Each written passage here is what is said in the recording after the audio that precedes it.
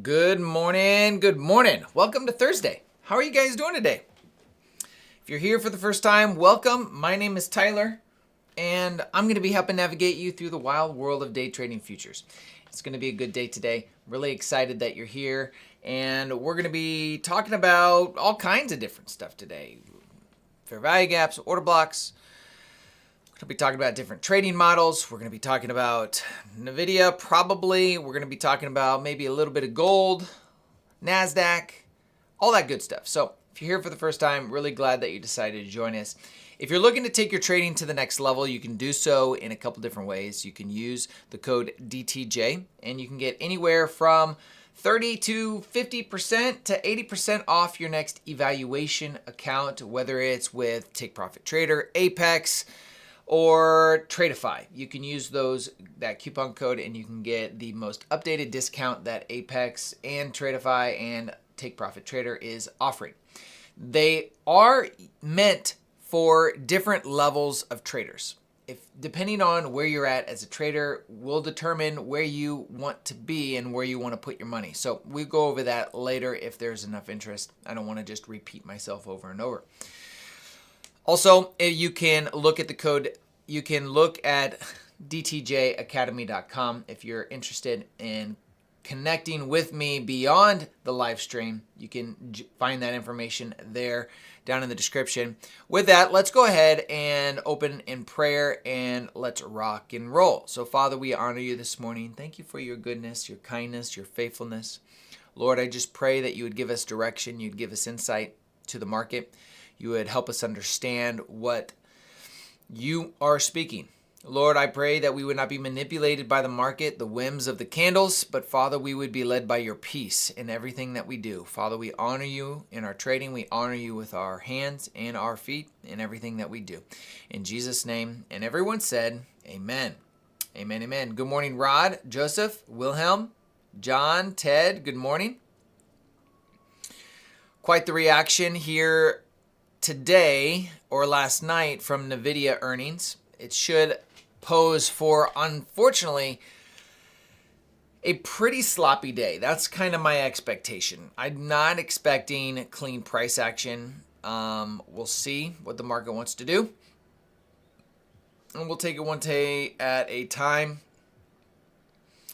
One day at a time. Taking a look at the market here. We will start with a higher time frame analysis and see what the market's doing, and then kind of go from there.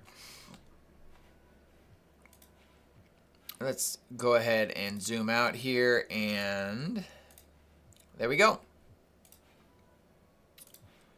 All right, let's take a look. Hopefully you guys are having a good day today. All right, so with Nvidia earnings, we ended yesterday moving lower. And then with the earnings right at 420, we ended up popping higher. And we went pretty high, pretty aggressively. You'll see that on the 4-hour chart right here. And we are inside of this 4-hour fair value gap right now. This makes it very difficult, unfortunately, for trading because we're inside a volume. We're inside a fair value gap, and inside that fair value gap, there's not much that we can do. Not much we can do until we get some real structure and we see what direction the market wants to go. Do we want to find support in here and move higher, which would be in line with the higher time frame narrative?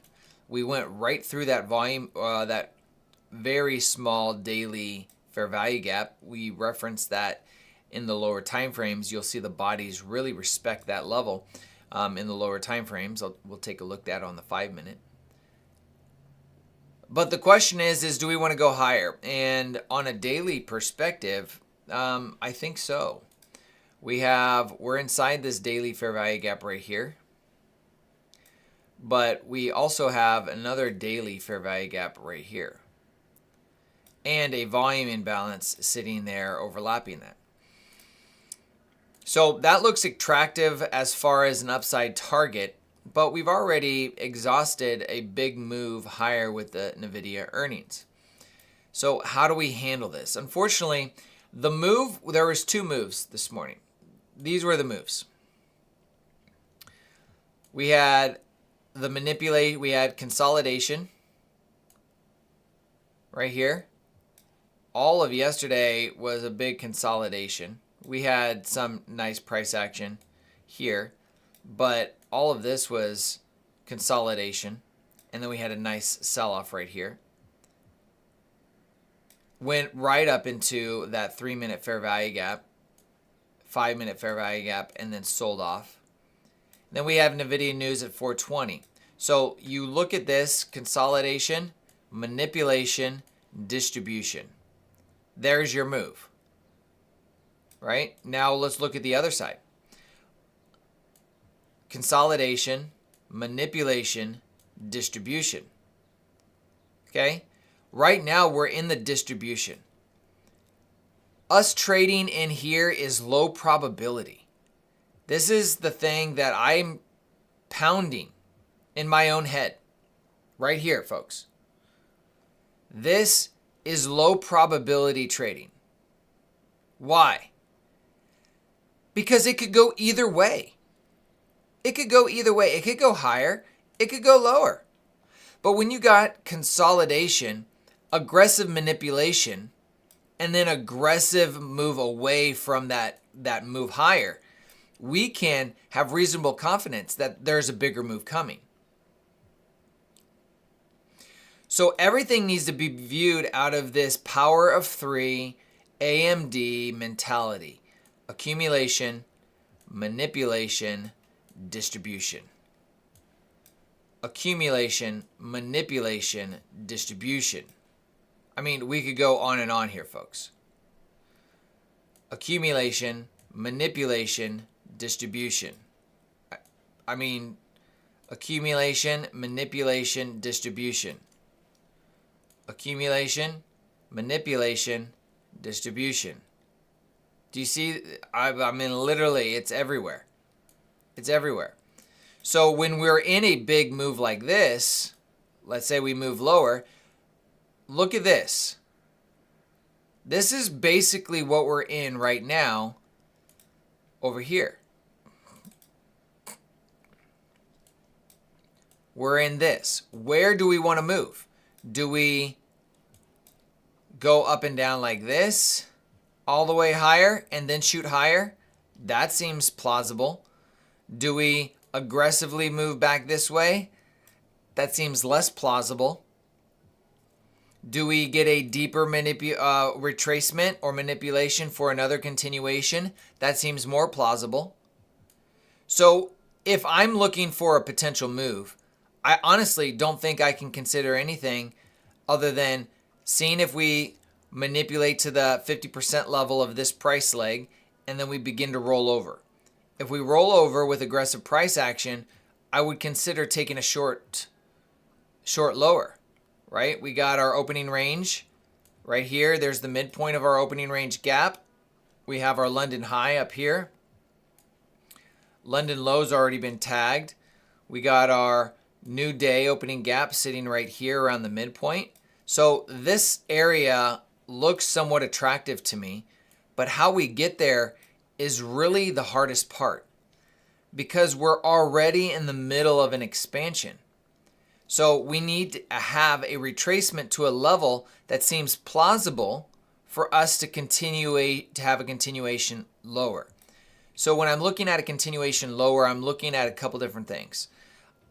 I like midpoints of a price leg from the high and low, that midpoint. I like price to reach up to there. The next area we could look at is fair value gaps. We have a 15-minute fair value gap sitting right here.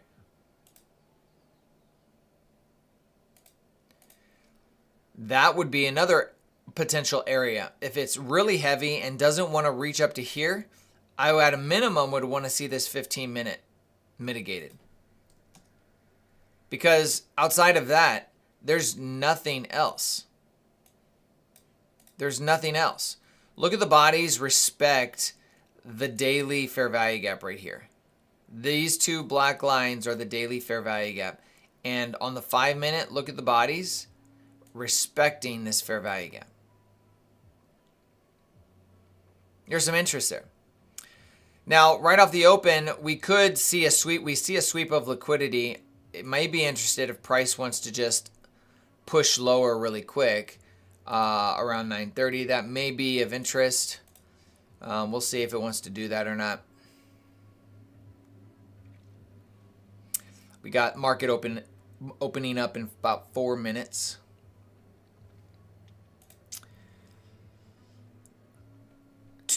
Monet, good morning. Goat, first time being here. This is the Nasdaq. Maria, good morning. Jayon, good morning. London session is from 2 p.m. to 5 p.m. We've taken out a couple of 1-hour highs. We did sweep that 1 hour. That's a good note right there. That is a good reference. That could be enough for us to drop lower. We'll see if it wants to do that.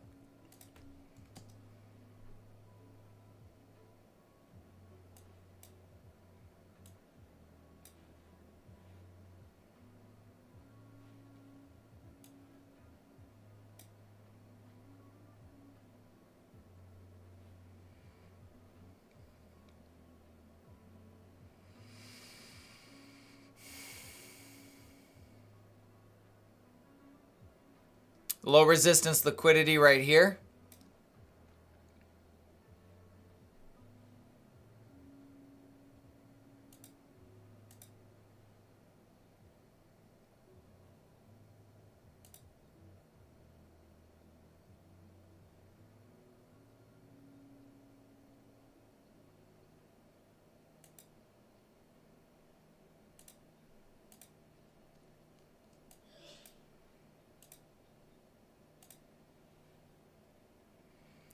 Now, the only concern I have with the 930 model is because of Nvidia news.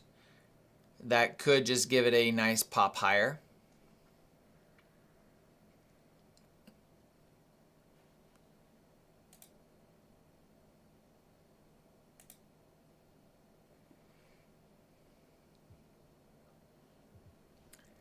Lake Cha, good morning. Or I'll go Trip, good morning. Paul, good morning.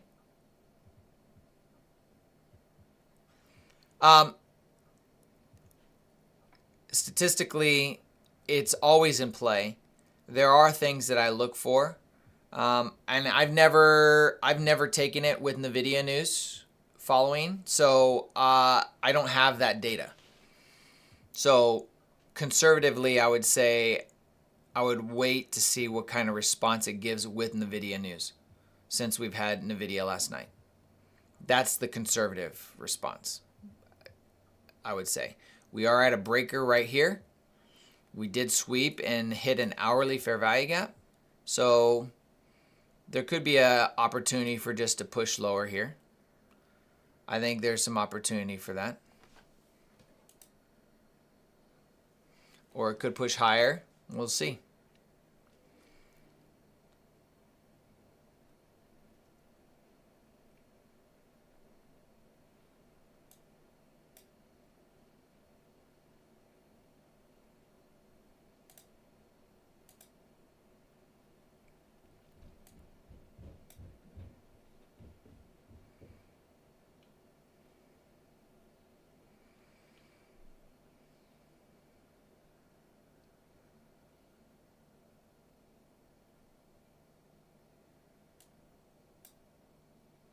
Well, it looked like it worked and played out nicely.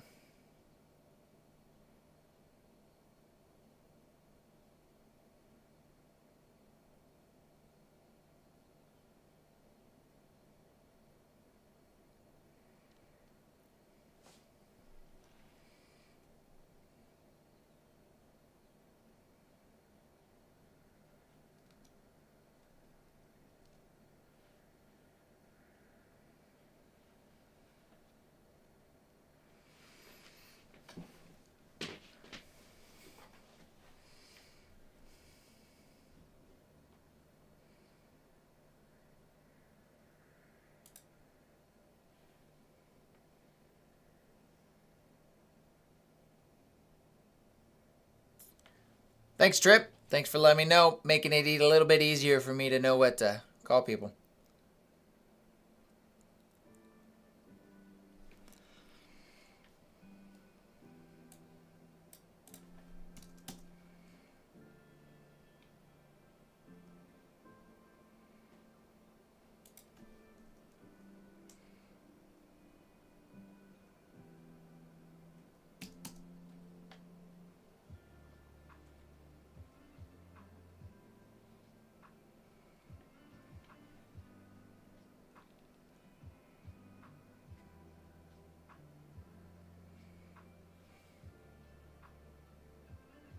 Here's equilibrium. We're about to tag that right now.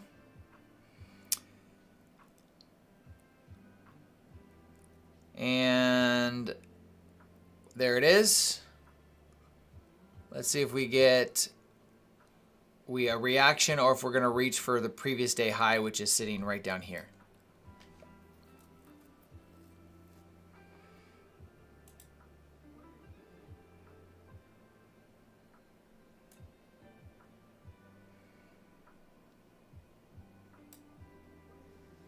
All right, everything is working on my end.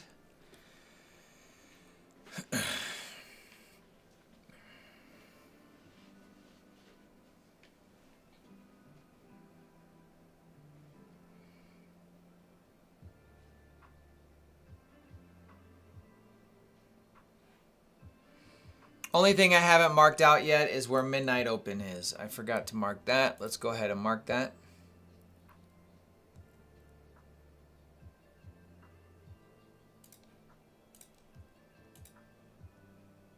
Midnight open. And then let's go ahead and mark 9:30 as well.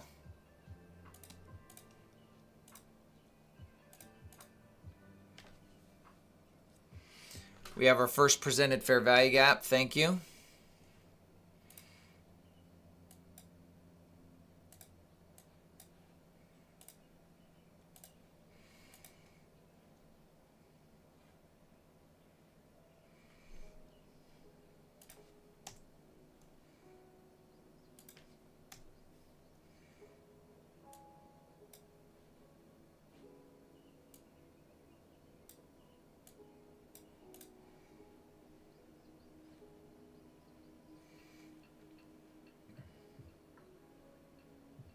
Want to see if price wants to stay within that first presented fair value gap in line with this breaker. High, low, higher, high. Breaker. See if it wants to move lower towards the new day opening gap and opening range gap. It looks very good for right off the open. When you get this expansion off the open, if we can find resistance here, we'll probably get another push lower. It just depends if we find that resistance.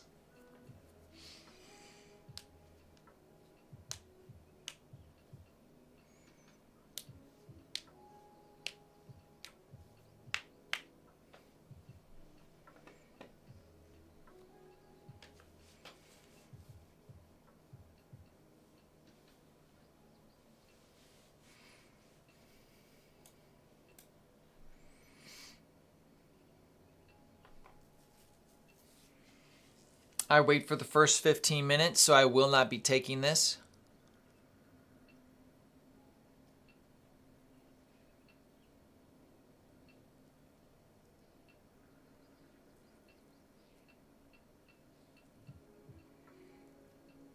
I'll have to rewatch it. I watched it. I can't remember exactly. If I remember if it was a balanced area, I'll have to rewatch it.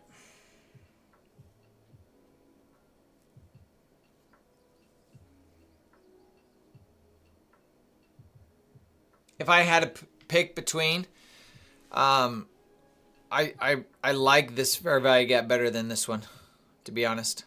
Anyway.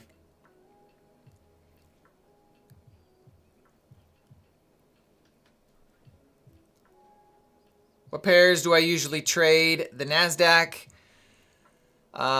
Primarily, I'll look at gold and I watch ES.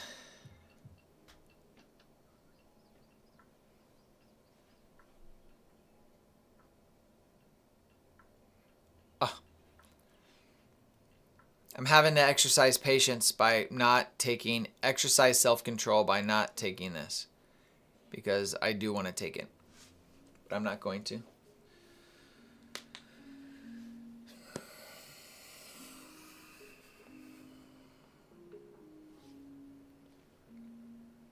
What's up, Ricardo?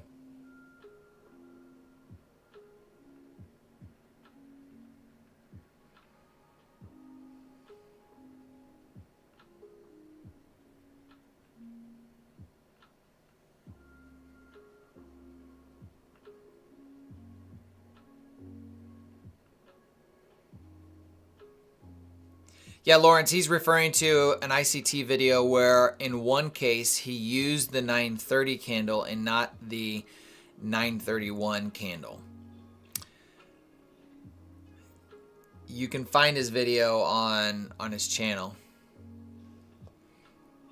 But I don't think it's 930. I think I would be using the 931 candle.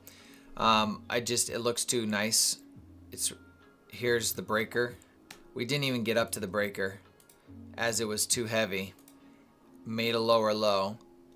So stop. If you took an entry here, I would move your stop to break even here and see if it will continue lower for you.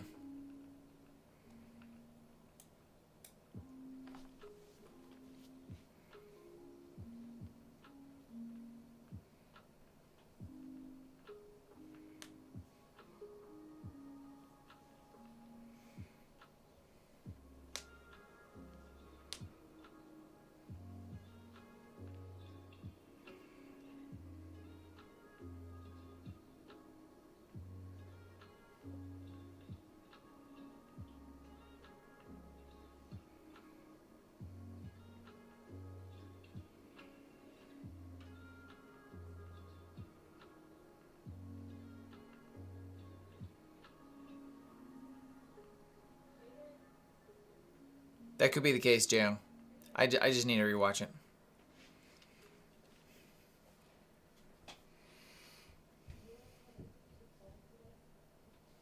Nice movement in price.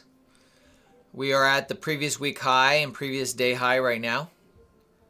I would expect some type of support here, whether temporarily or more long term.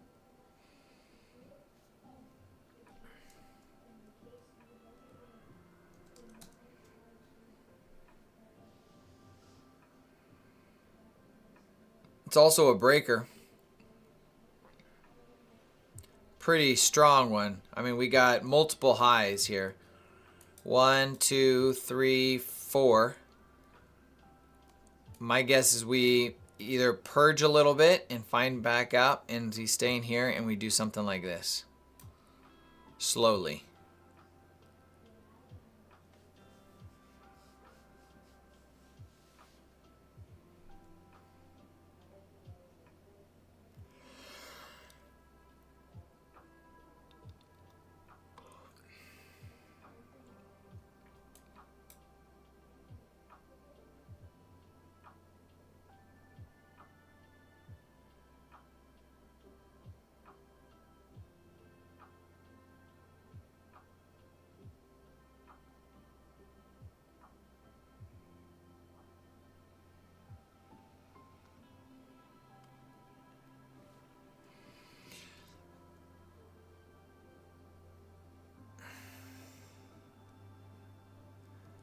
Previous day low is way down here. I don't know if we're getting all the way down there.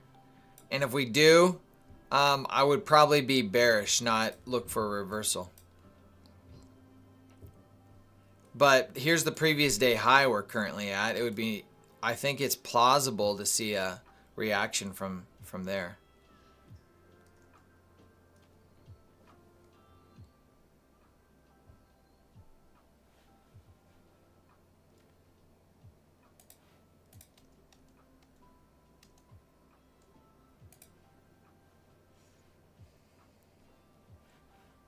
ES did not make a lower low.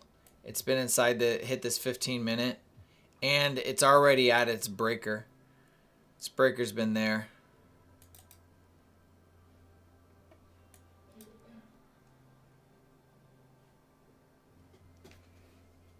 You know what? I think I'm going to go back and I'm going to do a back testing on when we get expansion right at 9:30.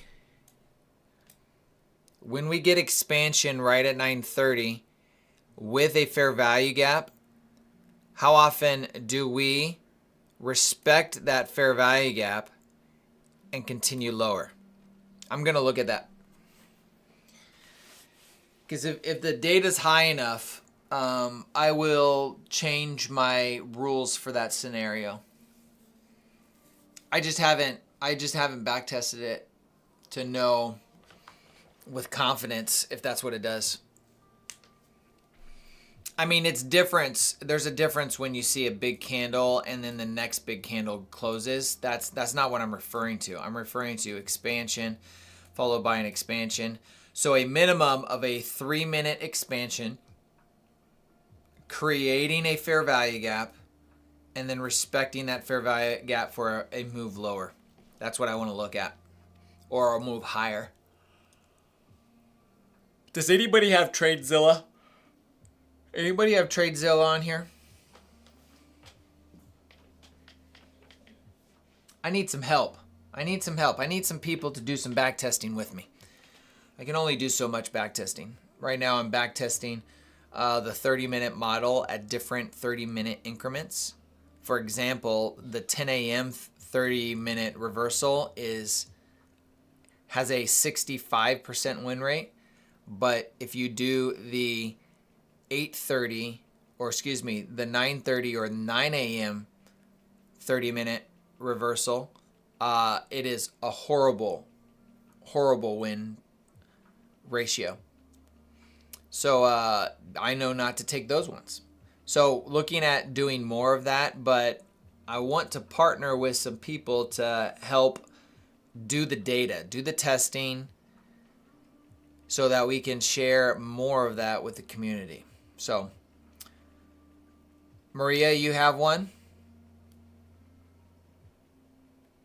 Maria, I can't remember. Are you in the Discord?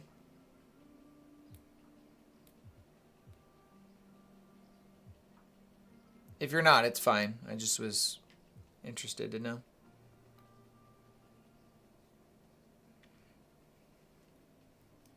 All right, we got 1 minute before I got the green light to trade. Our first 15-minute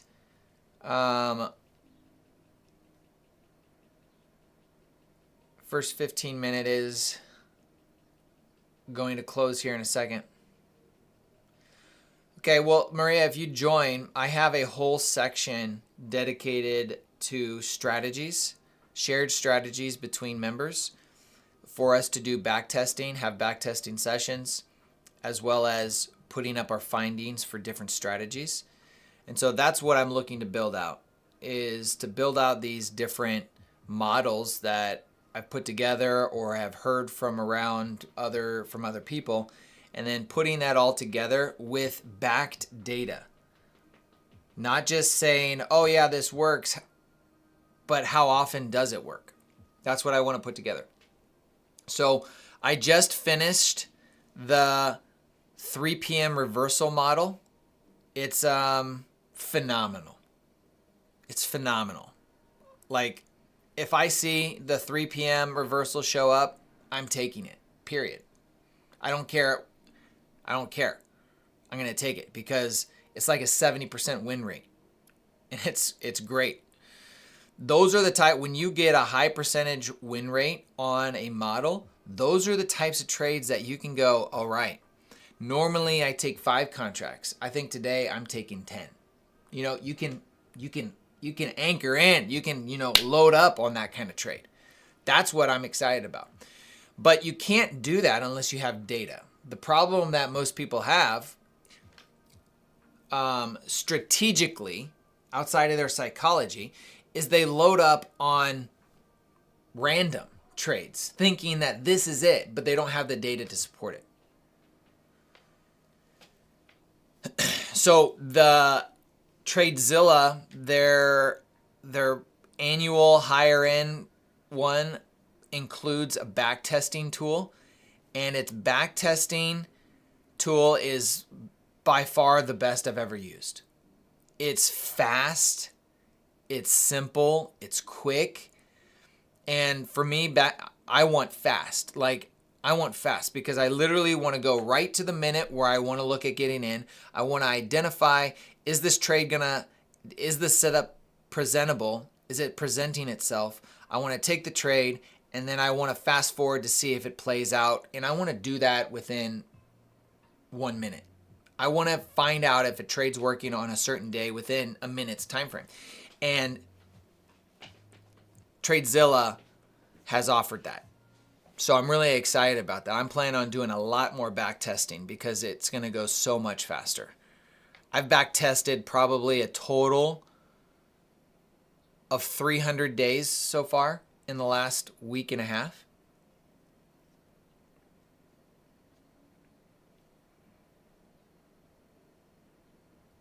Plumex, yes. Anything on the first presented fair value gap would be great. The rules need to be very clear, or the scenarios need to be very clear so they can be replicated. But yes, 100%.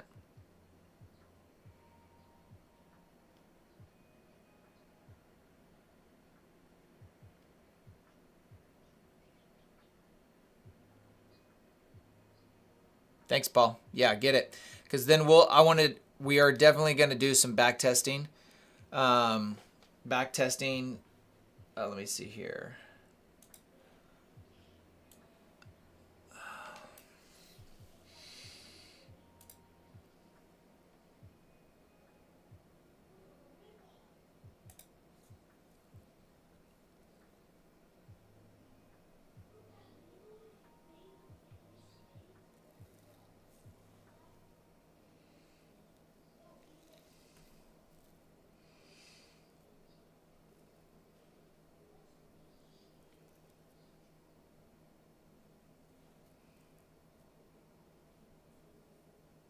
So I'll just pull this right over here. Here's a sneak peek for those that aren't in the Discord. Here's the strategy, psychology, backtesting, all this stuff. So if you go under strategies here and you select this, here's where I put the different strategies and different things. And then here's the one we did for the 3 p.m. reversal. It had a 63% win rate.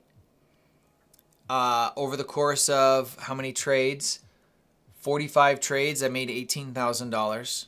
This is back testing. It's not actual real trading, but it had great statistics. The profitability factor was phenomenal. So this is what I want to figure out, and I want to put it over the course of a year's time or so to start putting together that data. But I can't do it alone.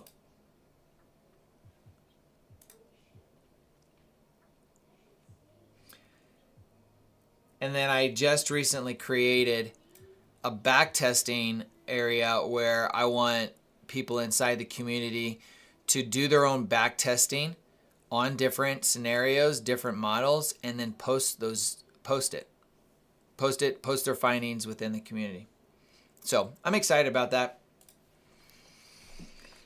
Guys, I haven't done anything because we haven't done anything. We're just sliding lower.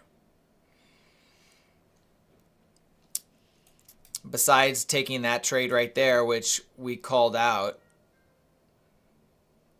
I just wasn't going to take it because it was before 10 or 9:45. Maria, yeah, the course and Discord go hand in hand right now. I don't know if or when I'm going to change it.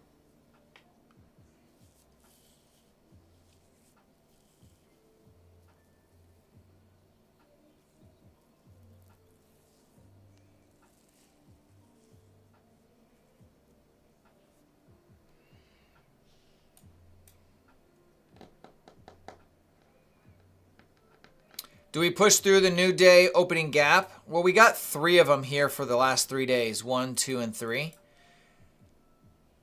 I'm more interested in watching the midpoint of the opening range gap and then seeing if we are going to fill the rest of it.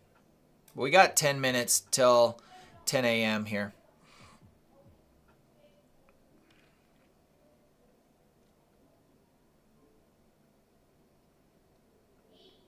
Yeah, I know.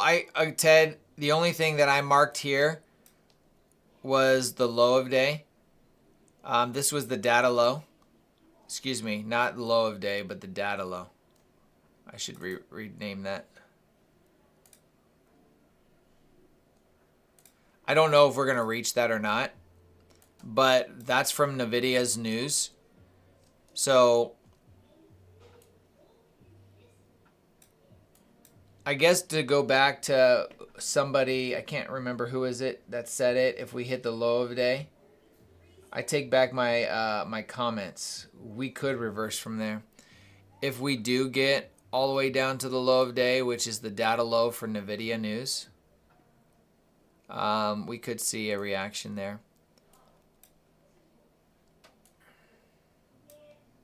But we're already seeing one right now.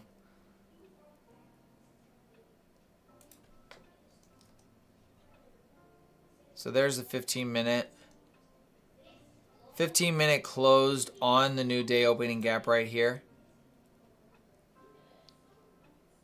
So over the next 7 minutes, I want this to be a nothing candle. I want it to be a large wick here. I would love it to close green. If it closes green, we could have somewhat of a push back up into this range for a small retracement. That could give us 20, 30, 40 handles for a potential trade idea. We also could just let it come and rise back up here and look for another continuation lower. More than likely, the continuation lower would happen at 11. Unless it just wants to close at 10 o'clock, do a little wick, and then run. I guess it could do that as well.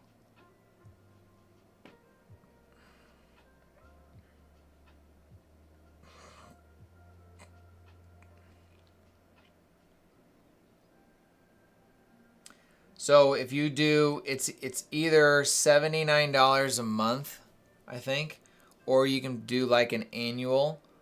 You can pay it annually, and it's like $400. So a one-time fee of $400, and you get the whole thing for a year.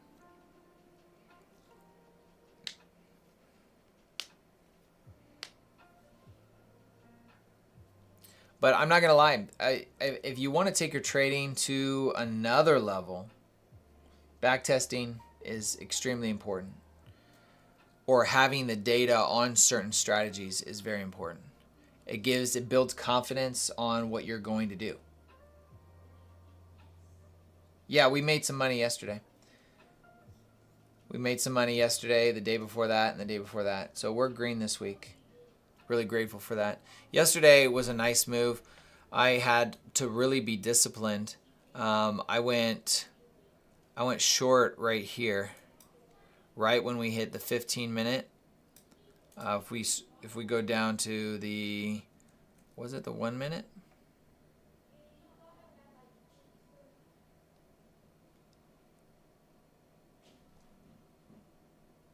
I went short right here. When we hit this inversion fair value gap in line with this breaker. So we had the breaker right here, and then we had the inversion. I waited for us to reach up into the inversion. And then I did a 10 handle stop loss.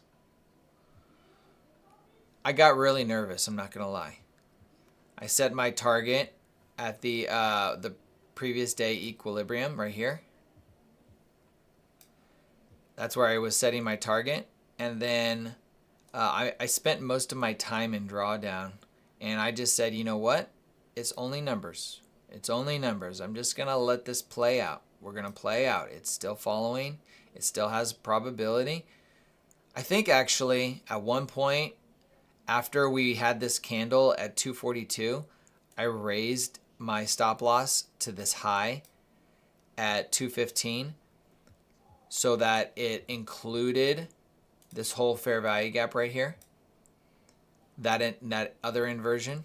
So I included that inversion as well. And then we just slowly sold off, and then right at 251, we just exploded lower and ran my target plus plus another 40 handles. So that was that was my afternoon trade. Unfortunately, when I thought it was copied on all my accounts, it was not copied. It did not copy for whatever reason. That was a little disappointing because I had the emotions that it was copied. Do you know what I mean? All your emotions are saying, oh my gosh, this is heavy. Wow, this is a big deal. And then come to find out it wasn't copied on any of my accounts.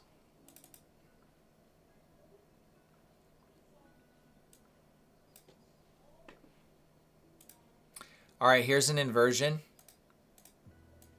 I like this inversion.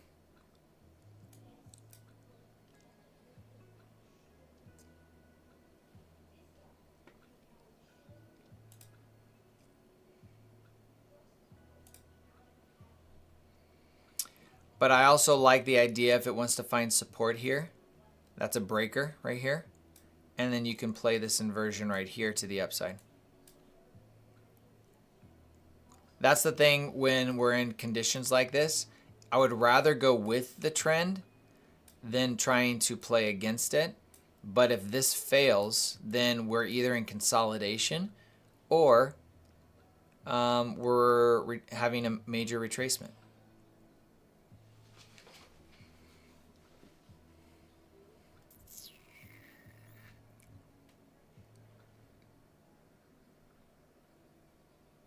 I do both, Noah.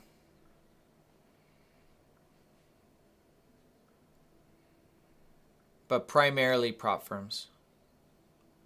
I've been in a slow transition from less Apex accounts to more take profit trader accounts, if I'm honest with you.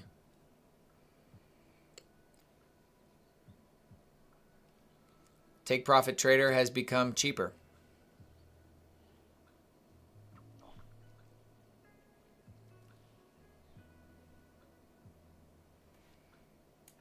Okay, we need ES to also close on this inversion right here. Oh, there's a volume imbalance on ES. I'm not going to take it unless ES also creates the inversion. So we have the inversion on NQ, but I'm not taking it unless ES is also doing it.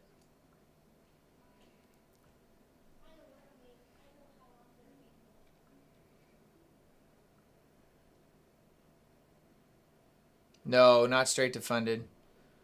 Reason preference for TPT. So you immediate payouts. I did a whole video on it, Noah. Immediate payouts, same day payouts. Your total all-in cost is $120, and then if you fail that testing, it's another $100. So it's actually cheaper when it comes to passing an account. Apex is the cheapest if you're just looking at the eval cost. But if you look at the eval and performance account cost for a 50K account with 80%, you're looking at $30 for your eval account and then $140 for your performance account. So you're looking at $170 total. It's $50 more expensive currently than Take Profit Trader. And if you're confident that you can pass an account, then it's worth it. That's the difference between that's when I talk about each of these prop firms have different roles, in my opinion. It's based on your skill level. If you can't or have struggled to pass an eval account, well, then you need to go with Apex. It's the cheapest. Cut your teeth on Apex, pass an account, and once you get that confidence that you can pass the accounts, then you move to Take Profit Trader, and you can pass that account and only spend $120. The only added value that Apex has that no other prop firm has is you can trade up to 20 accounts.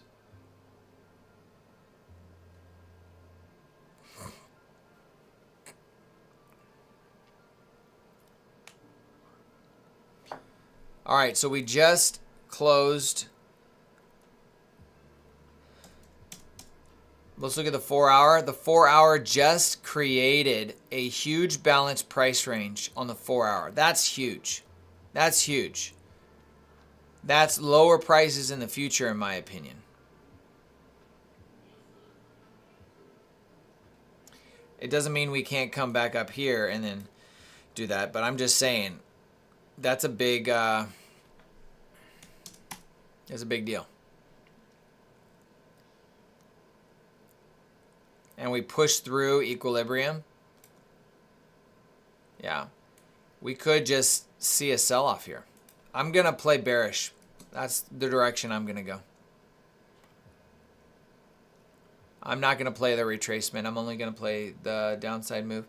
I'm waiting for ES to inverse this fair value gap. It's the main reason why I didn't take this one.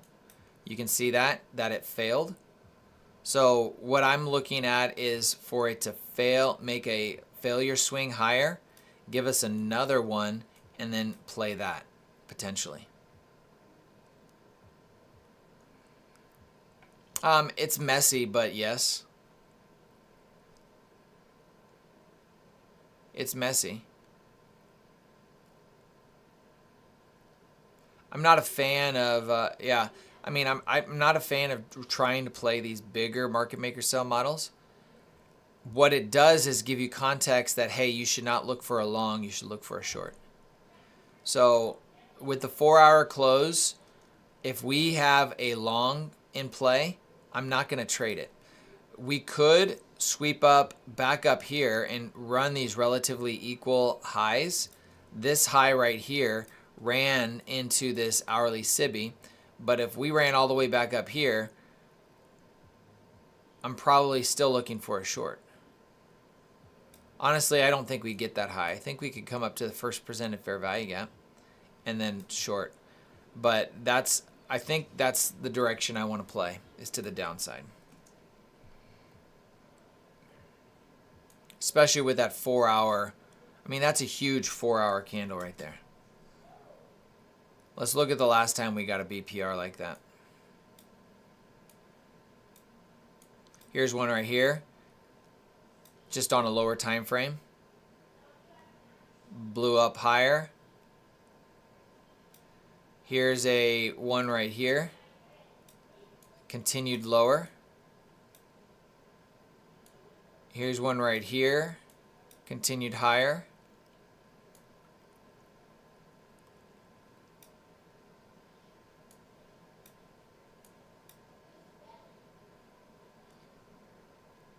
Look at this one. That's really close. Look at that 4-hour candle. I would almost call that a BPR. But let's see, what's that low? 132.75. The close. 135.25. So this did close and create a BPR. This one ended up failing. So they do fail.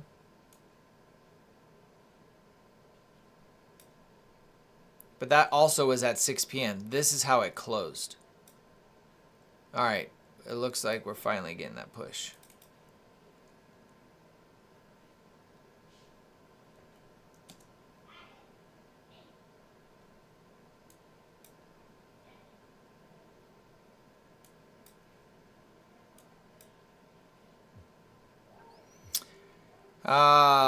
It's too low. Blah, blah, blah, blah, blah.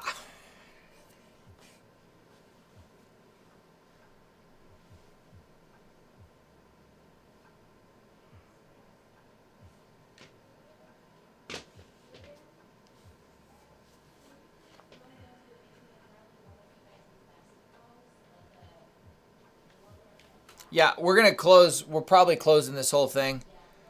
This is the gap, the regular trading hour gap.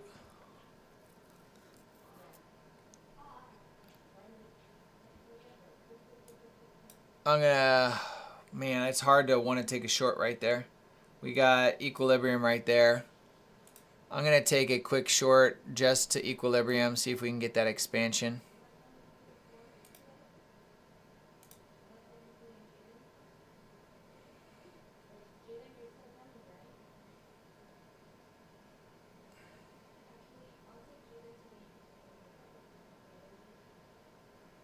I don't know why my screen's not pulling up here.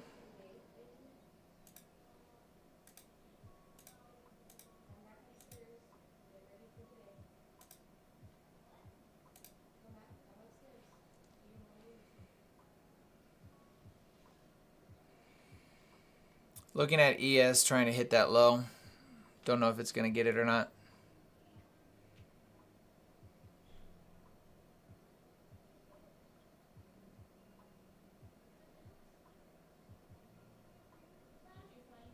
There we go. Oh, hit that level.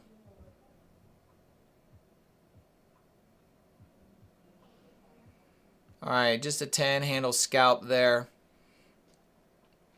towards looking for it to hit that equilibrium.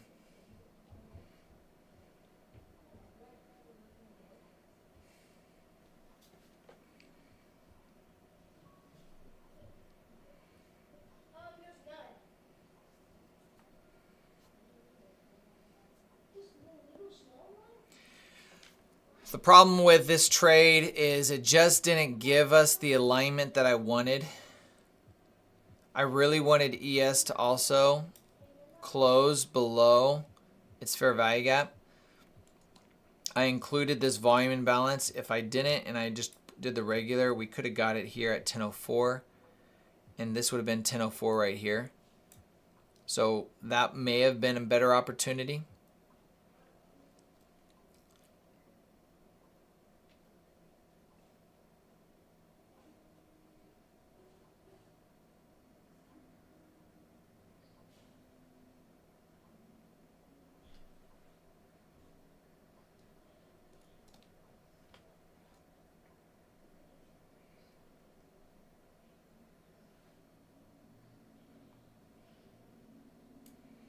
Your opportunity for a continuation is to trade it into a fair value gap, and then let's just say your fair value gap is this one right here, okay? If you decide you want to trade this fair value gap or you want to play the continuation lower, you just wait for price to come up into one of these fair value gaps, and then if it closes above it, you close the trade. So you keep your risk tight, and then you play. You let the expansion run. So here's an example of one right here. I'm not saying you should take this because we're really far in this move. We could get a deeper retracement, but the idea is still the same. Those are the trades, especially during this time where you can take this is called the silver bullet, where you take those entries and you look for the expansion lower. But because we're so close to the end of the regular trading hour gap, it's probably lower probability, but these are the types I'm wanting to play the downside move, and I wanted to play it right around here. I just didn't get the setup that I wanted. I didn't get the confirmation in time that I wanted. So when I took the trade down here, I'm only going to take a quick scalp because I would have sold my position when we hit equilibrium anyway, most likely. Take the inversion here, sell at equilibrium down here. But I didn't take that because ES just was finding support inside that fair value gap. So I was looking for confluence between the assets to show that it wanted to continue lower. It did, it just wasn't in time, in the timely manner that I want.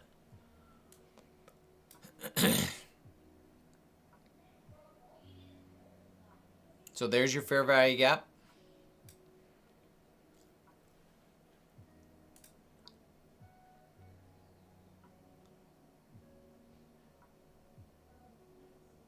No, I just explained it. Hopefully I answered that. Yavuz. Hopefully. Yeah, the short that I took, it was a continuation off of the idea that we closed the inversion on ES and NQ. And I just was doing a quick expansion play down to equilibrium.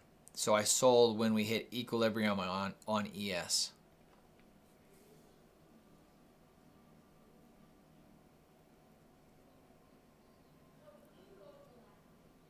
Matthew, you have a great point. For those that are looking, you don't want to take the trade in discount. So the trade equilibrium was up here. So theoretically, you would want to take the trade that I pointed out at the beginning, and the only reason I didn't take it was because it was outside my rules. I don't start trading till 9:45, and this is the fair value gap you would have wanted got in short on, to Matthew's point. It's in premium, okay? This is in premium, and you want to go short in premium, you want to go long in discount. So this would have been the entry, and you could have held it all the way down there, 200 points. But that was the trade.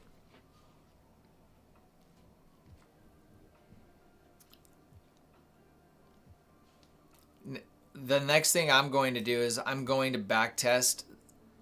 Plumix, did you say you're going to send some details? I can't remember. Are you in the Discord?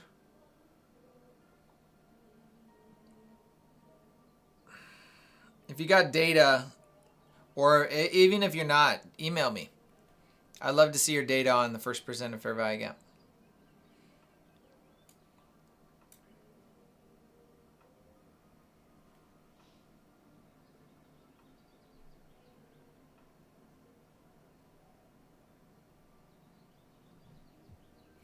Looks like NQ's dealing range midpoint is yesterday's PM low. Right there.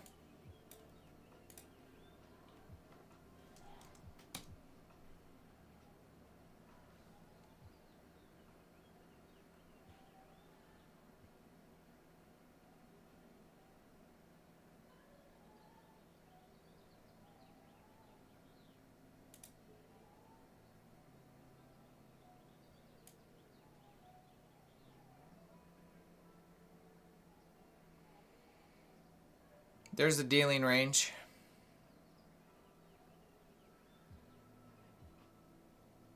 I'm going to get rid of these new day opening gaps.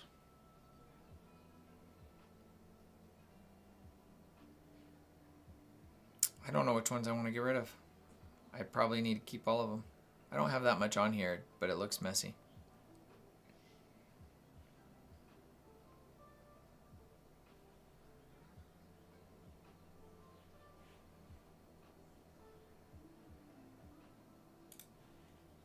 So from this low to this high, the midpoint is coming in around, right around here. The 6 a.m. close is about the midpoint.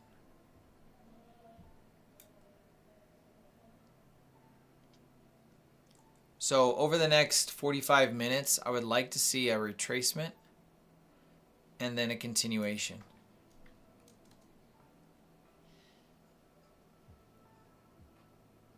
Maybe into this fair value gap and then a continuation.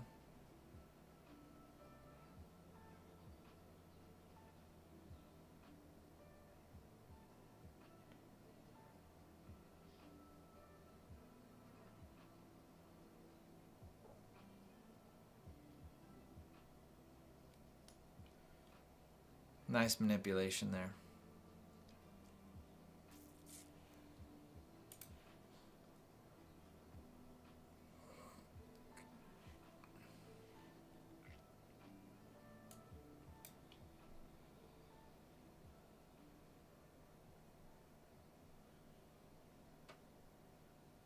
DOR, what is DOR, Simon? I know DOL, draw on liquidity.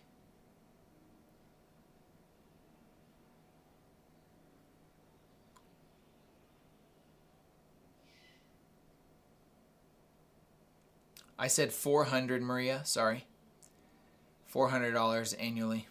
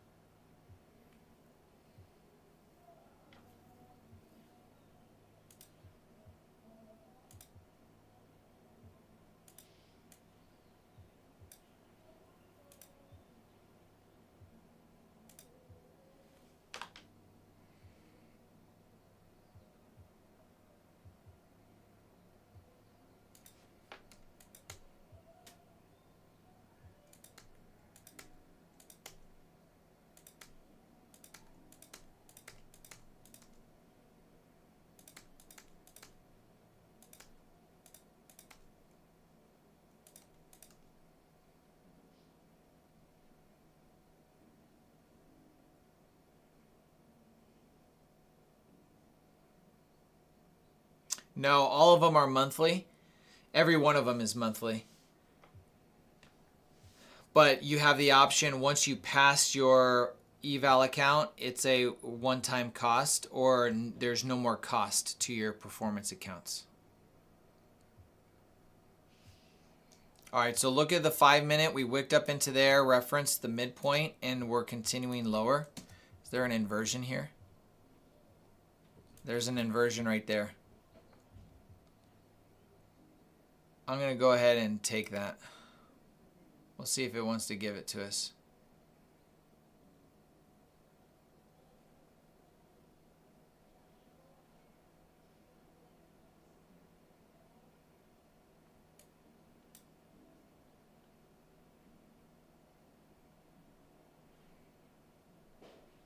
See if it just wants to continue to sell. I mean, these are it's our only really opportunity to play the continuation lower that I'm comfortable with.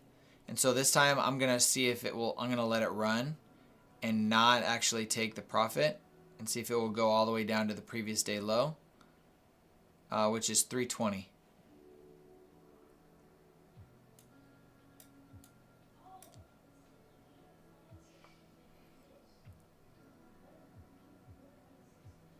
If we wick these lows and close back in the range, I will probably close the position. I want to see it expand through this level.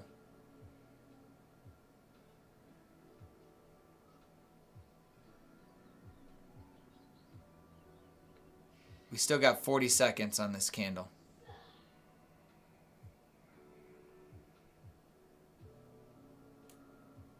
I'll just make this easy for me. Make this a break even.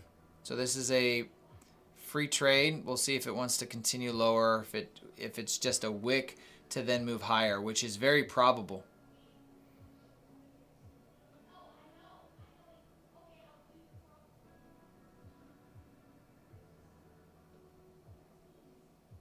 Yeah, that's not looking good.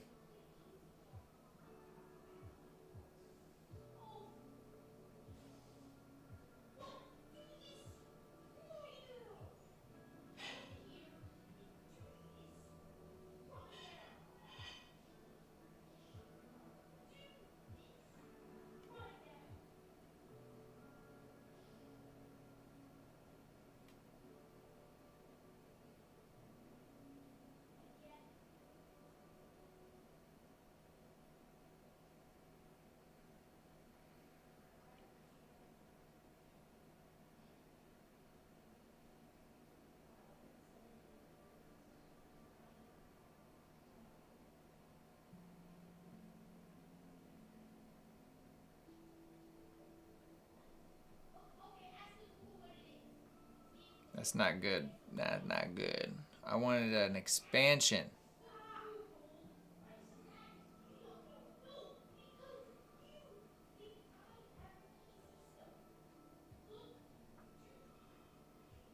I'm refusing to sell it. I'm refusing to close it. I'm just going to let it play out. Let's see if it goes in our favor. If it doesn't, it's a free trade. But it would be nice to capture that. I mean, that would be almost 100 points.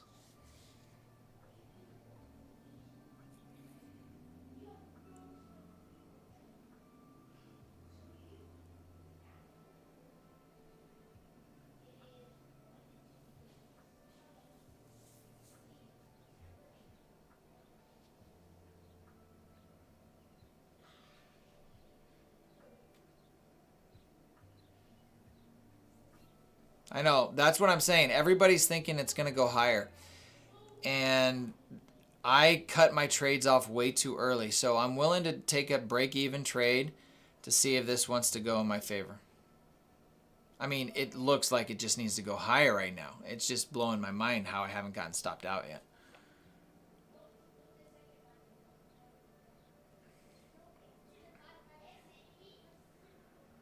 I mean, it's literally 3 wicks. I'd be like going long right now. Do you see what I mean? Everybody thinks it's going long. So I'm trying to just go against everything my gut's telling me to do, and just, I'm shocked.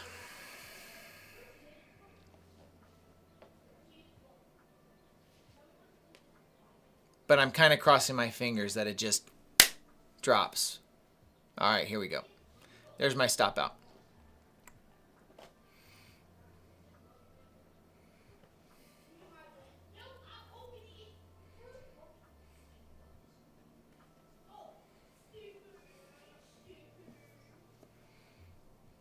Oh, do not. If it drops and I get stop out at break even,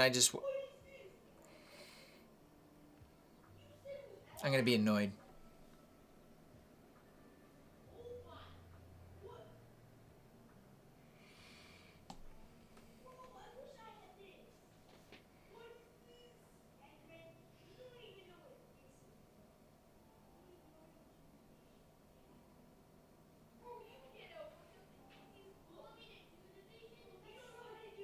Give me a second, folks. My kids are way too loud right now.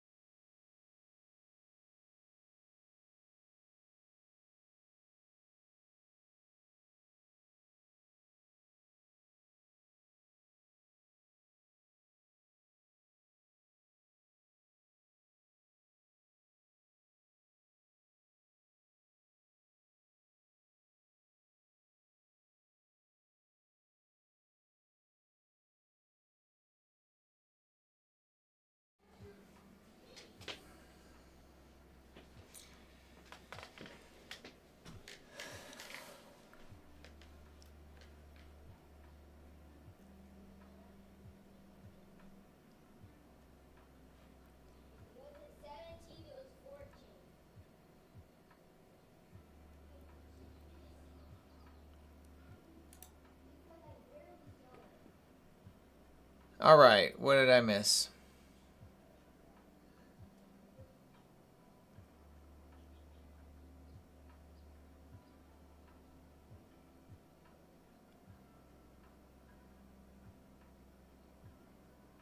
No.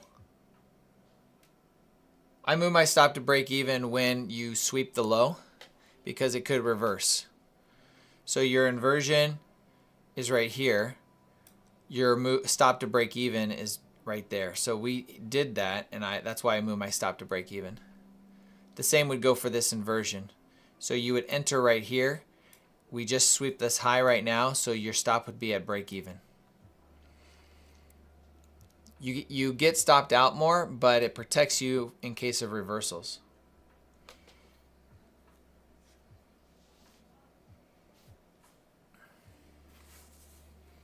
I like this idea of a breaker right here for a retracement, looking for an extended retracement.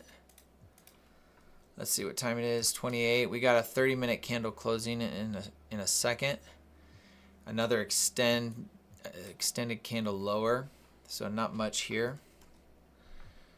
The 15 minutes closing back inside of the range. So we would look for a potential 1 minute at the breaker. Here, see if we can get a scalp. You could go all the way up to this low right here. Or this up close candle is an order block, so we're looking at right there.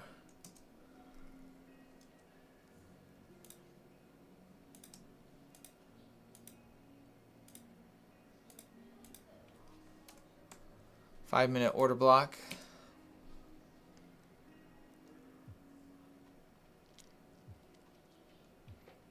I don't like taking trades right at 9:30 or 10:30. Yes, I have a full-time job. I'm a realtor. I'm a real estate agent.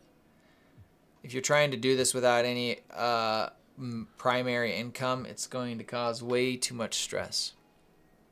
Unnecessary stress.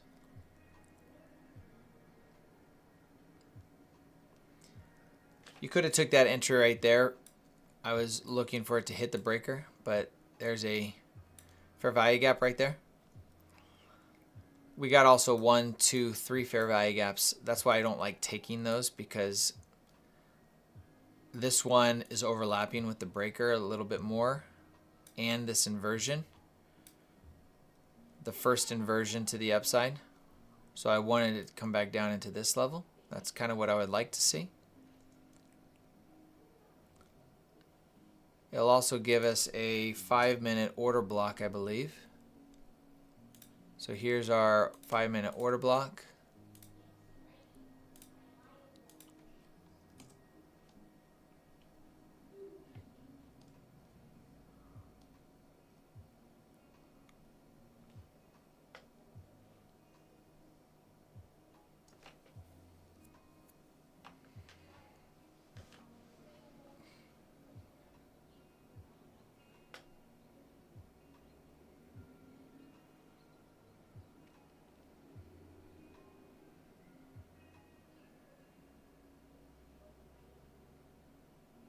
Way to go.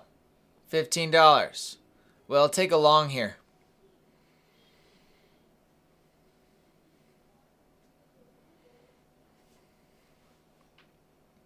And do 1 micro.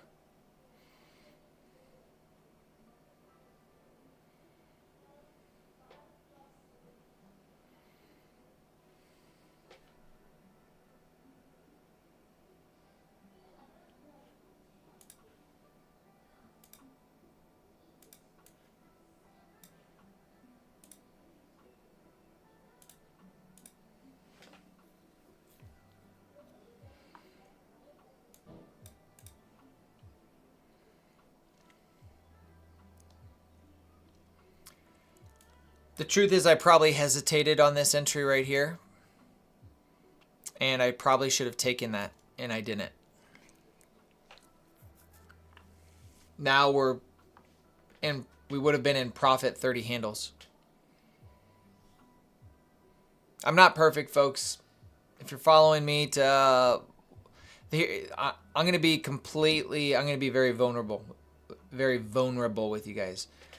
There's a difference between being able to read a market and being able to execute on a market, okay? I know I'm good at reading the market. I'm not trying to toot my own horn. Where I lack and where my growth is as a trader is turning that analysis into proper execution, good execution. And the execution is getting rid of the emotions, getting rid of the impulsive trades, getting rid of the regret or the revenge trades or the over trading. That's the execution part. So you can be have phenomenal analytics and still be poor execution. So where I'm growing as a trader is in that execution portion. And I read the market really well all the time, but having more data, having a specific clarity on the model and what I want to enter. For example, this right here. I have a subjective ability. There's subjective rules that I have on the breaker. I can take the fair value gap that's overlapping. I can take the second fair value gap that's overlapping. I could take the body close of the breaker, right? Because I have some subjective options in there, it causes, I'm not taking this drop right now. I'm waiting for the deeper drop at this point, because when you get the expansion, I want a little bit deeper drop. But when you got subjective options here, it makes it a little more difficult. Or you could just say, you know what, this is my rule, and the truth is this is my rule. So, okay, I'm going to take a single micro entry. See that when we get this big drop, I want to wait and see if we get into this inversion. See, there's an inversion right here. So it could be this inversion. There's so many different factors. So I'm going to be extra patient. I'm going to look into that. I could have gotten how many handles out of this? 30 handles out of that. And I could have sold the trade. Now it could have turned into a loss. Patience is really what I need to consider. I don't know if I want to take this long. I'm in between. I'm just being honest with you guys. I'm in between right now. If we get into this inversion, I will take the long.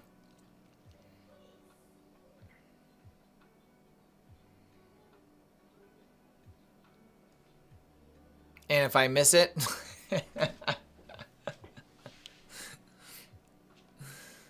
I miss it, right?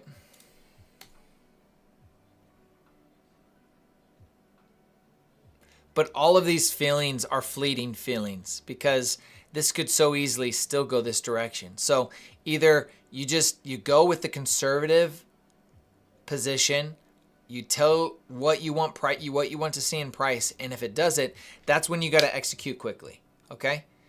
So right now I'm not liking order flow. Order flow is looking as if it wants to change directions, but I'm going to take a trade right here with a micro and see if we can get that part of that expansion higher.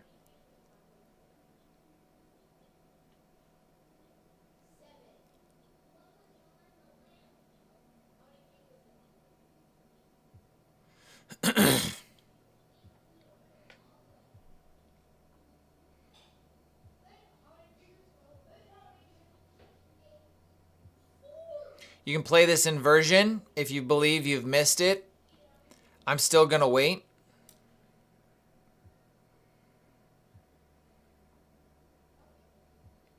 Main reason why I'm willing to wait is because of the time. It's only 10:36.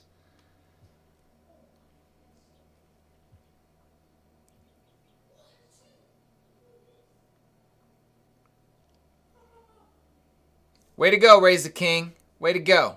Congrats, man.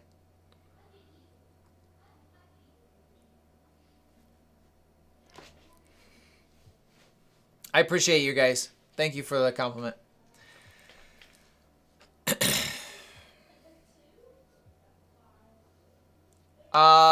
Goat, how many trades do I take a day?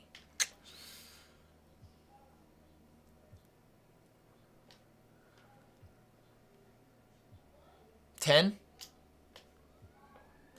on a single account. But I want to get that down to less than 5. I would like to get it down to one perfect trade and be done. Because the longer you're trading, the more you realize you lose more, the more trades you take. Statistically, the average trader has a 50% win rate. Okay? That's good news. The bad news is on their losses are twice the size as their winners. So they end up losing. So the issue is not strategy in most cases, it's risk management.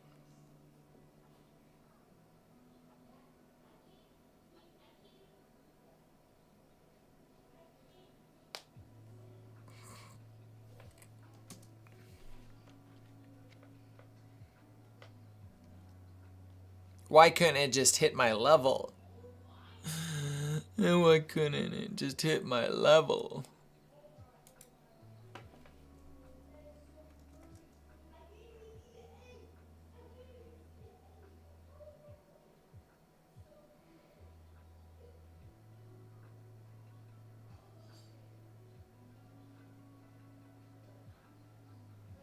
Jess, you're so late. You're so late, Jess. I'm glad you're here.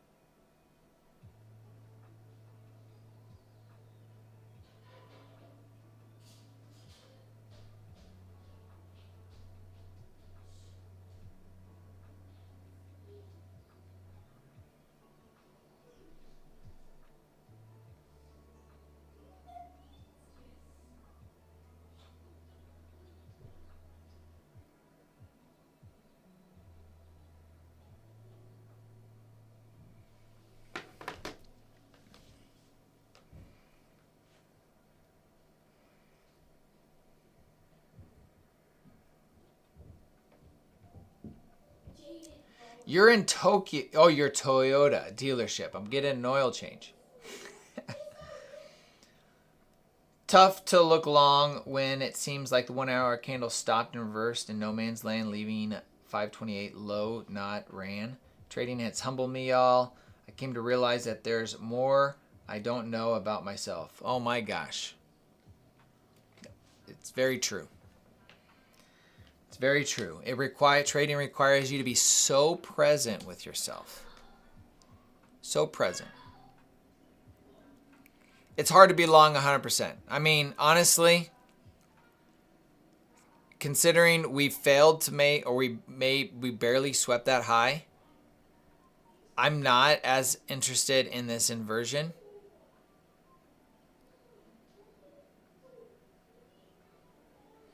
Maybe. I'd rather play the downside, guys. I'd rather play the downside, I think. I might be interested in this inversion right here to the downside.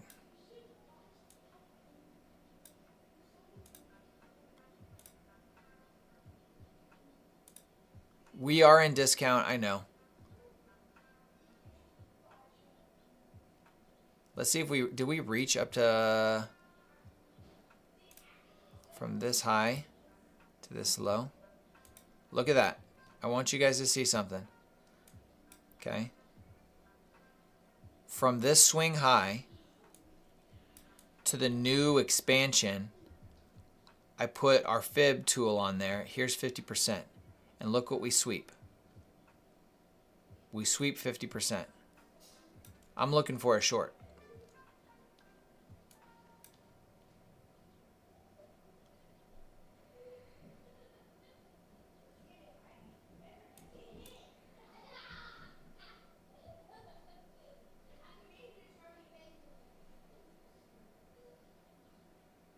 That was the equilibrium and fair value gap I was chatting about.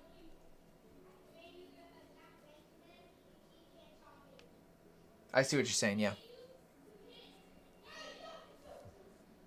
It could still go higher. I'm noting that 50%.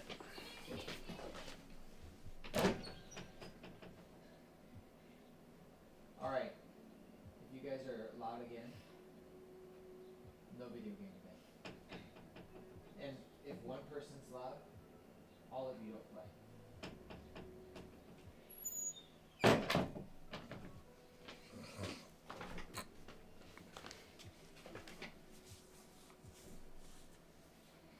This is where most mistakes happen, guys. It's in this environment. It's in this back and forth. And I'm just getting flashbacks of all the times I've had losses when it just goes like this. Okay, because it could do that. This is why waiting till the macro time is so important, because if there's a chance for it to leave that state, it's going to be while we're in a macro.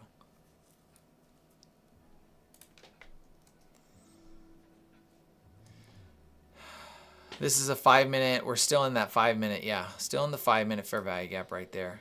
Sitting right around the midpoint.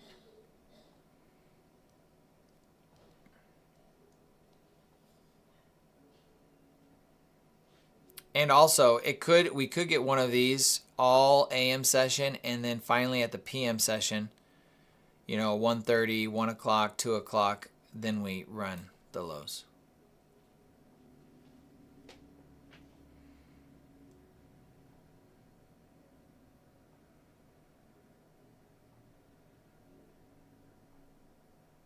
Gavel, you're going long?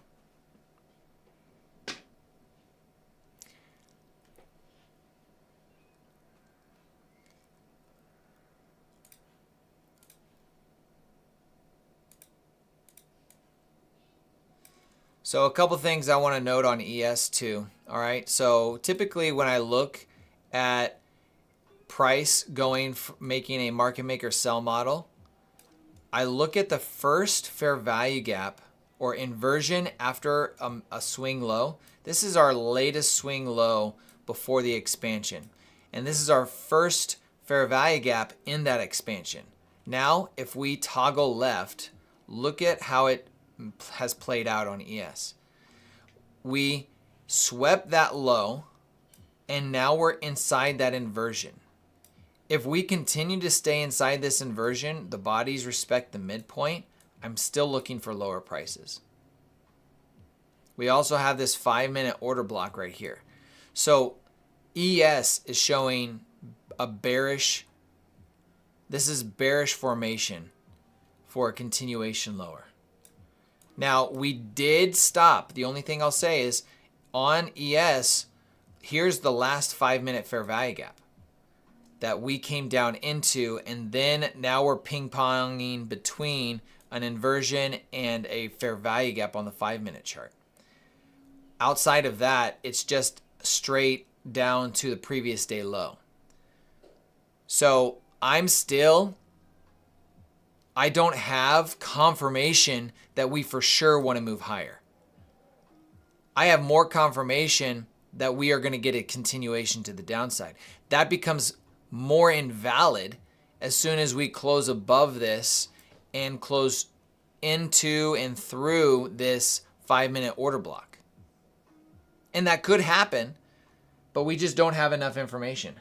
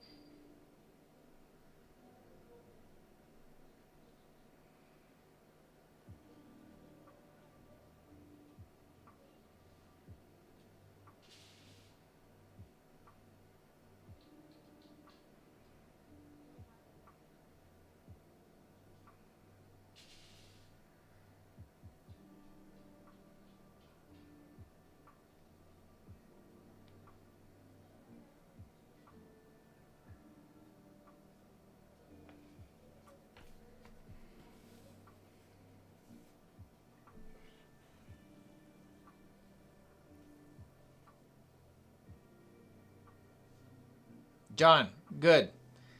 Seek and destroy. It's just this back and forth price action. We're not in that right now. We're more, I would call this more consolidating, more just a retracement for a continuation or a reversal.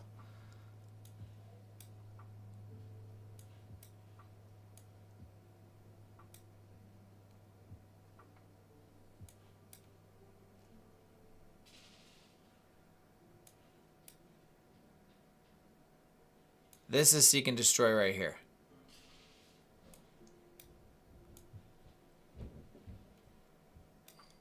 That's seek and destroy. It's based on how long these are, or how big the range is, as well as just the back and forth of high, low, high, low, high, low, high. And then finally, what happens here, we hit a key level, a 4-hour fair value gap, and then we get an aggressive clean move lower. You could say this is a part of that, but the biggest difference between all of this prior to that move is lack of a key level. A significant key level, and that happened here, and as soon as we hit it, boom. So if we can take that same idea, have we hit a significant key level to keep us from moving lower? I'd probably say no, we haven't.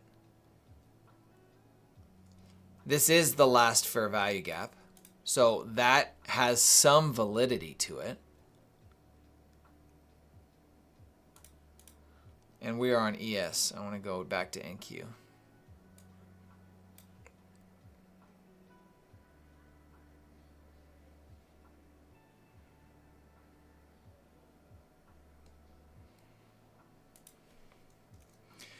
But even if I would have taken this trade, I wouldn't have wanted to be part of it. I don't want, this is what I just want to stay away from.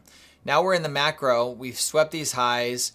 We came up to the 50% of this new price, the price leg, the dealing range that we're in, from this high to this low. New day opening gap. We're still under and came razor close to this 5-minute order block. We may be hitting it here. If we hit this level and we start seeing displacement, time and key levels would align, and it would give me more confidence to look for a trade this direction.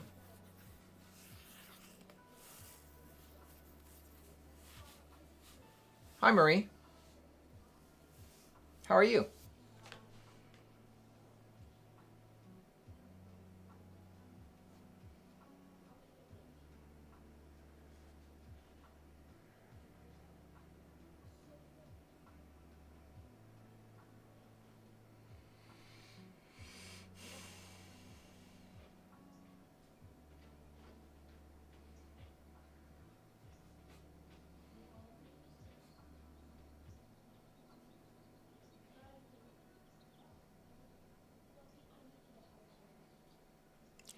As far as structure goes, there's nothing super clean and clear as far as where I'd want to take a trade.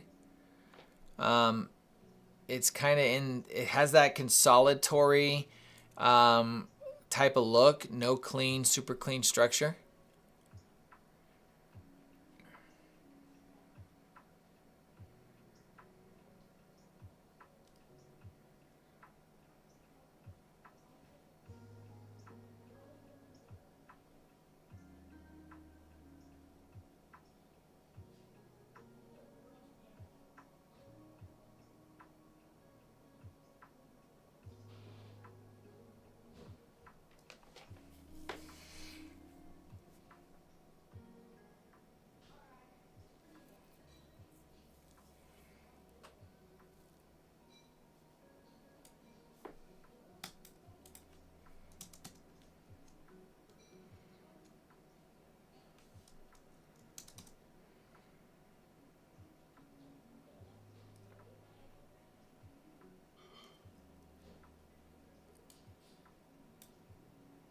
If we get an hourly candle which closes in 6 minutes, and it closes inside, if it closes green with this wick, I will go down to the 5 minute and look for a 5 minute fair value gap to go long in. If it closes black, it's very subjective. I would prefer a green candle here.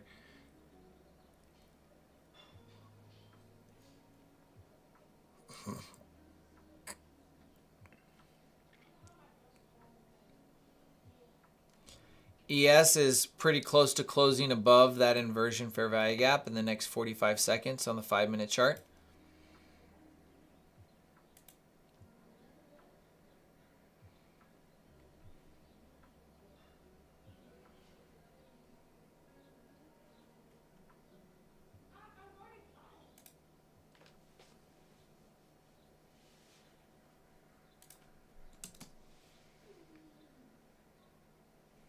For the 30 minute, I prefer to see the wick on the 30 minute be lower.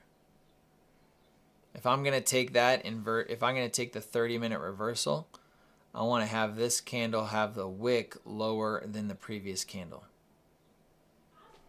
That's why I went up to the hourly, because the hourly has the wick lower. I just want to see if it can close in this range.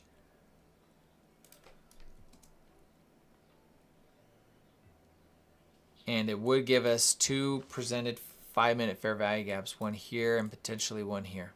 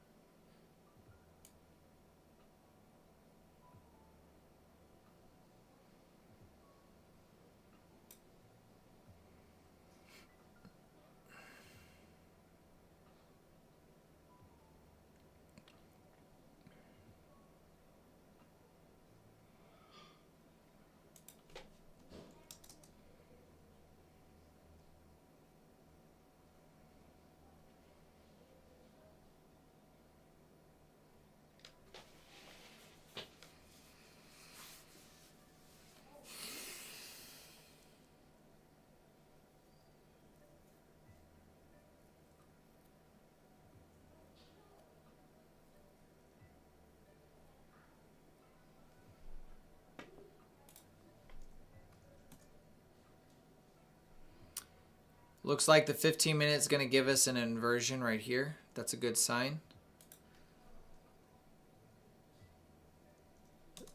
The hourly looks like it's going to give us a nice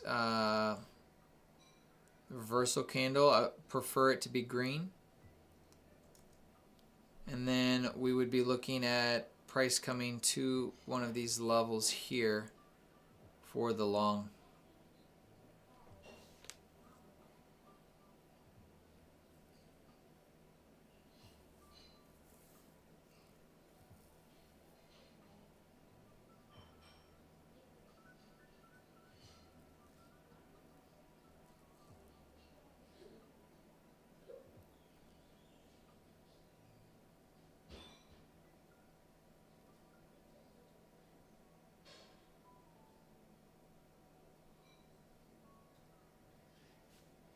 The 15 minute reversal right here, and then the 15 minute, so 10:15, you go down to the 1 minute chart, 10:15. Yeah, that was nerve-wracking. Oh, 10:30 at 10:30.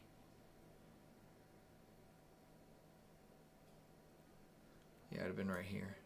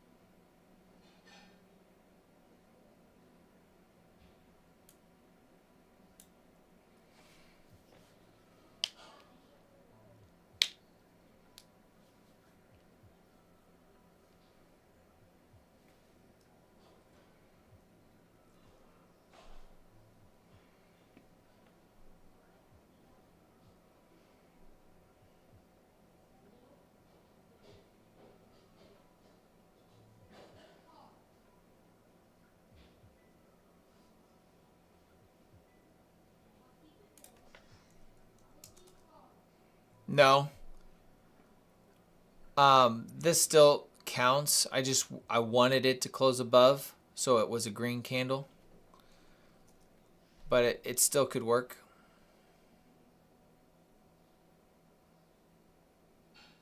Immediately, I want to see price start retracing here.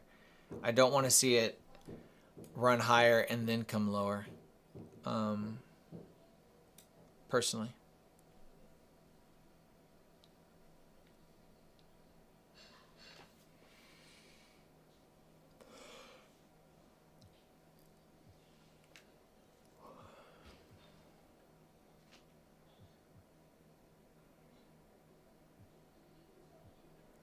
So what? We took 2 winning trades today? 2 10-handle moves?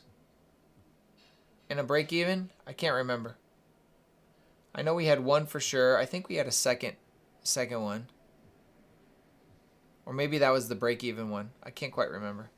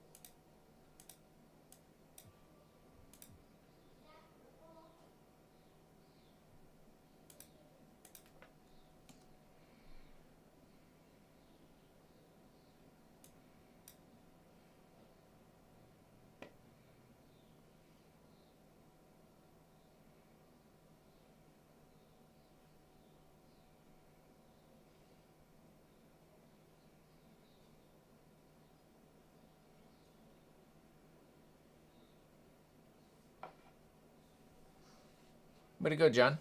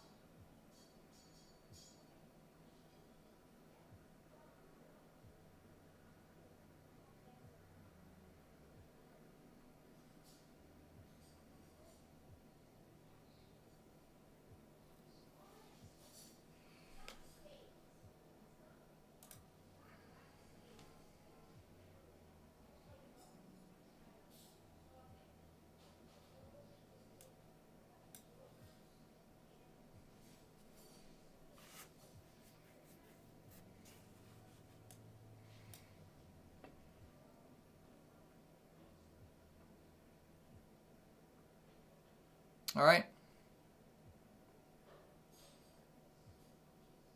I haven't, Michael.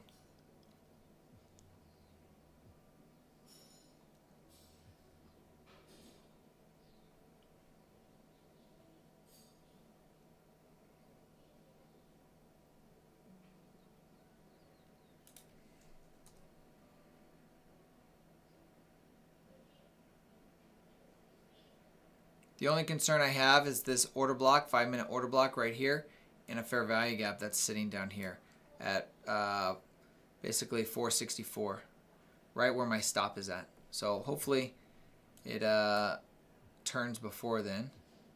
And target is going to be that swing high at 21,558. You could also take the internal swing high right here.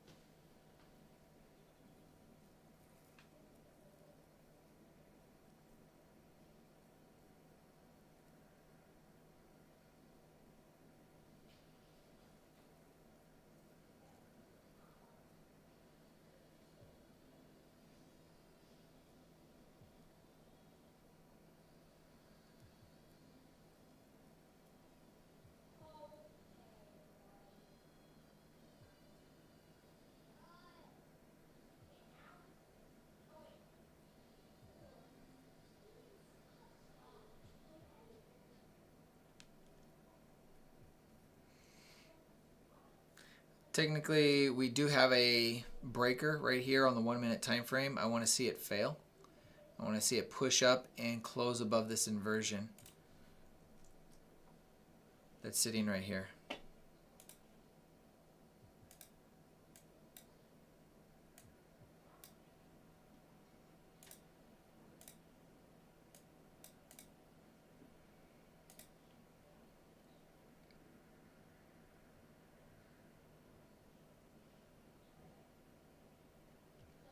Thanks, Michael.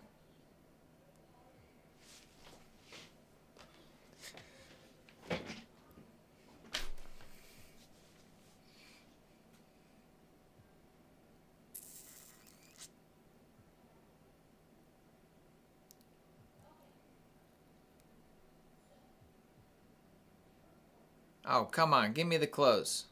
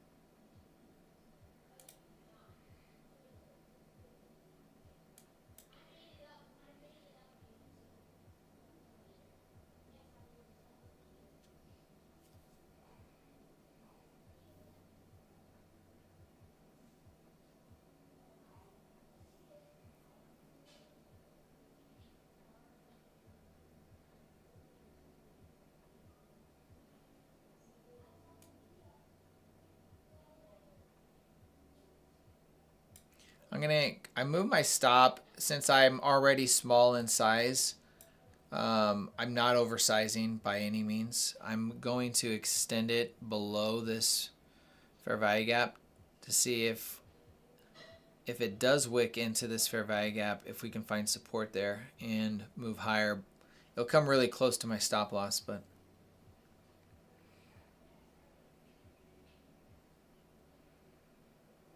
no, I know based on what we're looking at, we are at the new day opening gap. We came back and referenced that, so I'm aware of that. I'm going based on the hourly closing inside that, looking for a retracement inside of this hourly fair value gap. I want it, that's what I'm looking for, that. And we'll see if we get it.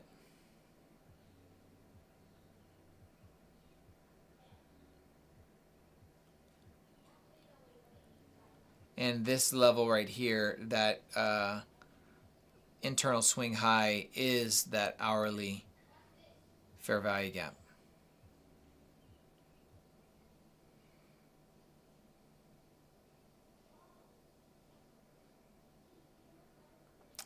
Sorry, my camera is kind of putting out on me. I think it's a battery issue.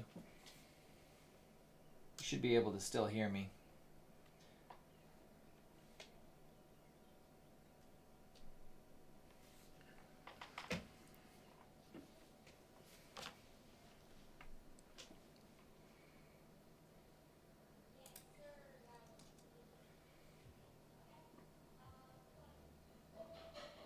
So we closed inside the 5-minute fair value gap.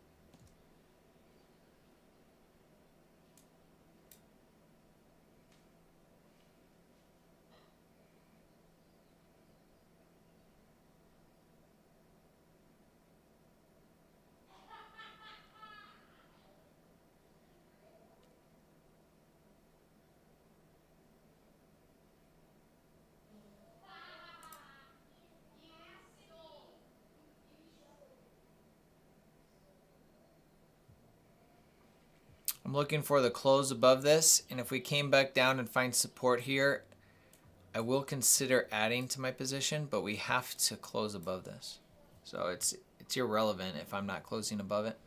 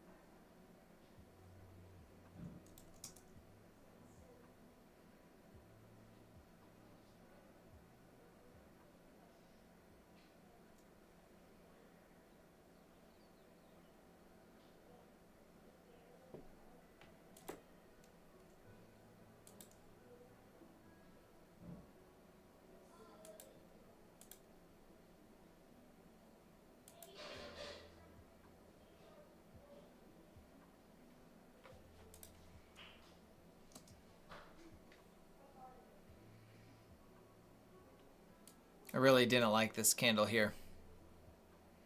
Sweeping the high and then closing below the inversion. Not a good sign.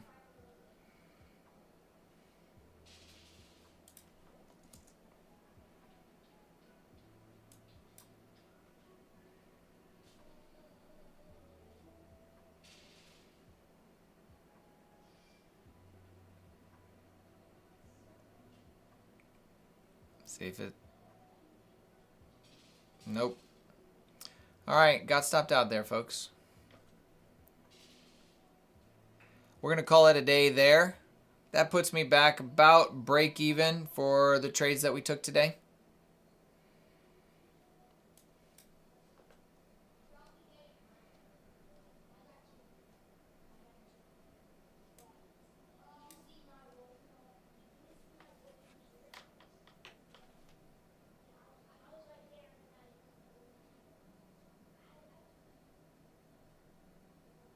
Thanks in the house. Appreciate it. We'll be back here tomorrow, guys. So thanks for hanging out with me. Thanks for hanging out. We'll be back here tomorrow. Same time. God bless you guys. And we'll see you all tomorrow. Take care. Bye-bye.